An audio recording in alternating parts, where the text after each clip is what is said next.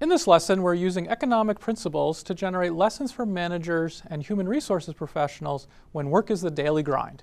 That is, when workers see their jobs as negative activity that they endure simply to earn income. Now, when this is true, then a particular concern that emerges is with opportunism.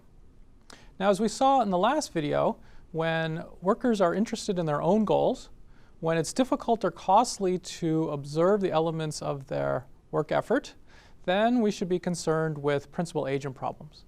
Principal-agent problems can take numerous forms. For example, consider my own situation.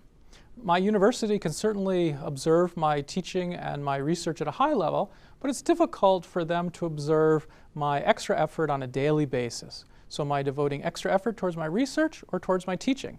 Maybe the university wants me to devote extra effort towards my teaching, but if the labor market, other universities, reward research instead of teaching, then if I'm only interested in my own salary and it's hard for the university to observe where I'm devoting extra effort, then there's a principal-agent problem at work, and I might be devoting more extra effort to my research rather than my teaching. Think of a different example. A manager might want to keep high-performing employees in her work group rather than sharing them with other divisions in her company. Or in the age of sail, a couple of centuries ago, Navy captains might have preferred to try to capture wealthy enemy merchant ships rather than engaging the enemy navy in battle, which would be more risky and more costly. Now, if we add lousy work, whether as a pain cost or as an opportunity cost, then we have particular concerns with shirking. Now, in economic theory, the number one solution to shirking problems specifically, or principal-agent issues more generally, is incentives.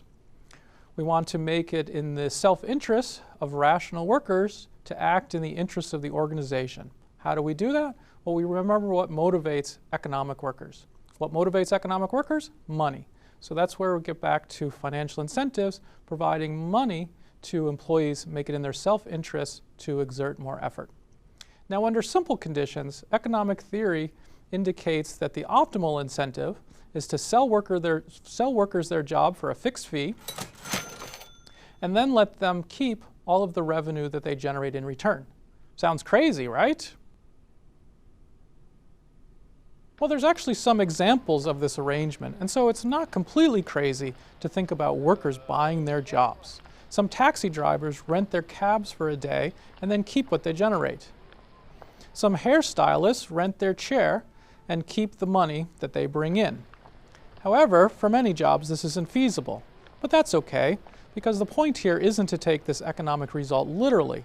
Rather, you should be looking for broader lessons. And the broader lesson here is that the more you can make your workers feel like their own entrepreneurs within their jobs, the stronger their performance will be.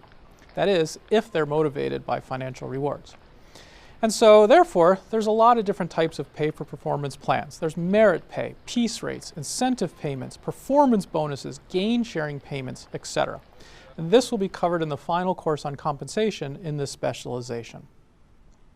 But workers might be bothered by uncertainty, what economists call risk aversion.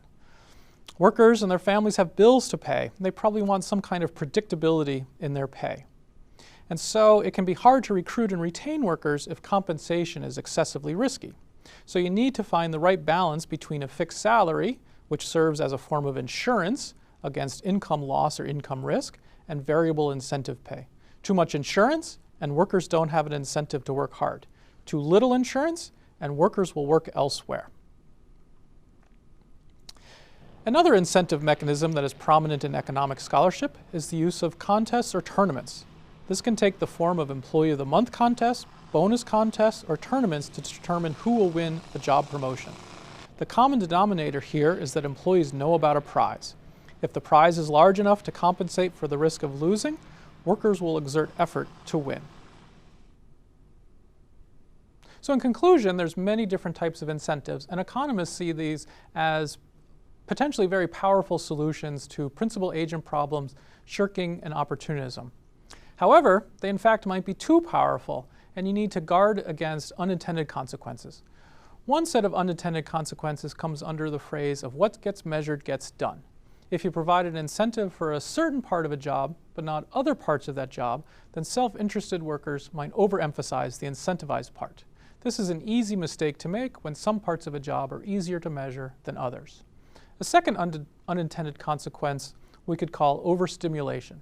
Workers might get greedy and figure out ways to undermine the incentive plan.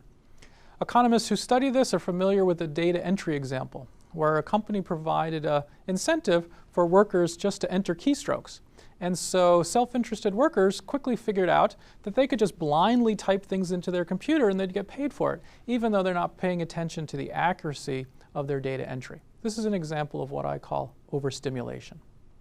Another unintended consequence is that incentives can undermine teamwork. Concerns with free riding reduces the power of incentives, for example. Tournaments turn coworkers into competitors, which probably isn't how you want them to work with each other.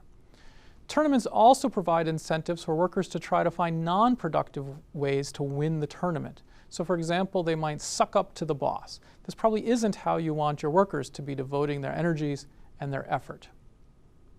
Also, incentives might reduce intrinsic motivation, might crowd out intrinsic motivation.